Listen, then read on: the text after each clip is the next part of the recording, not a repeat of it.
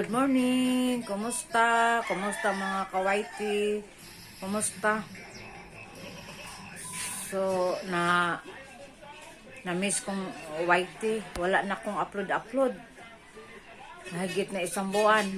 Kasi sobrang busy sa trabaho ko. Nagtatrabaho na ako. Pero ngayon, nag-leave ako 10 days kasi mayroon akong giasikaso.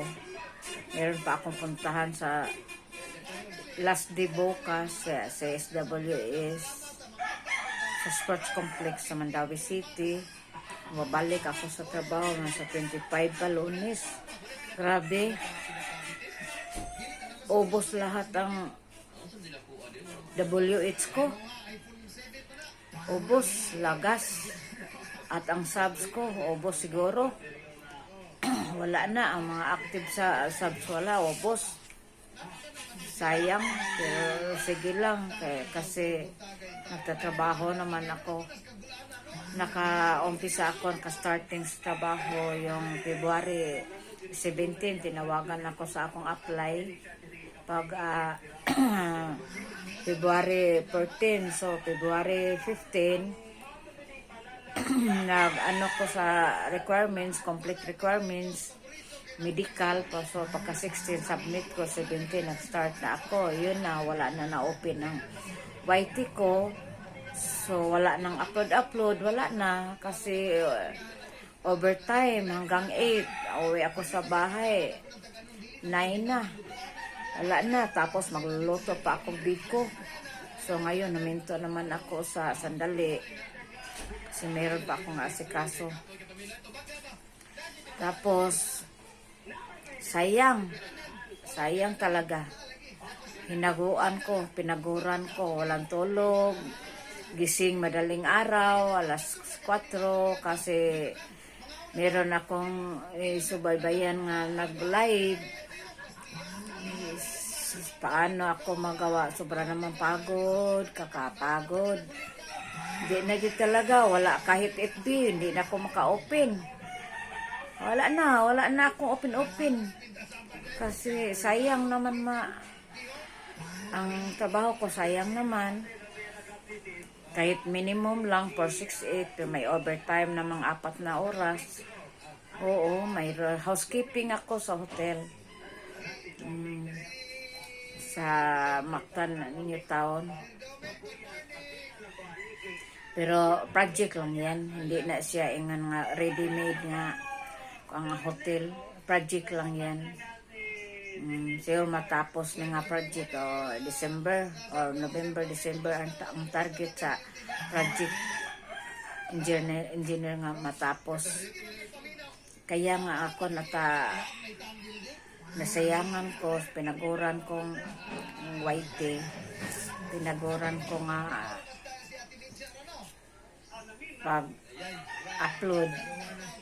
Wala, isang buwan siguro mag 3,000 ng views ko, watch hour. Lapit na talaga. So nabiglaan ako, gitawagan ako sa company nga in-applyan nga ipa-comply ang requirements. Ayun, masaya naman sa trabaho, masaya naman ako sa trabaho ko. Pero nalang sa isip ko, ang baitik ko talaga. Tapos ng project namin, balik naman, back to zero. 2 beses na ito nagka-back to zero ako. Ngayon, kasi nag-umpisa ako pag,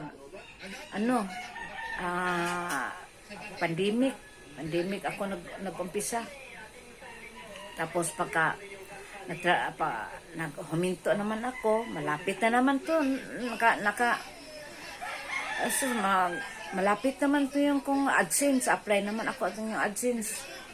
Wala naman, na-backslide naman ako kasi nakatrabaho naman ako caregiver sa sa Mabolo.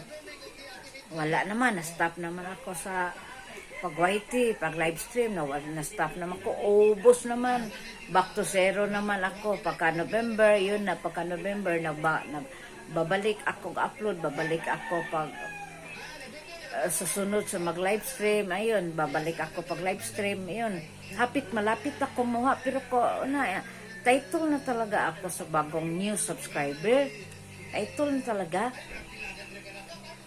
So, plano kong April or May, siguro kukuha ko na ang 4,000 WH.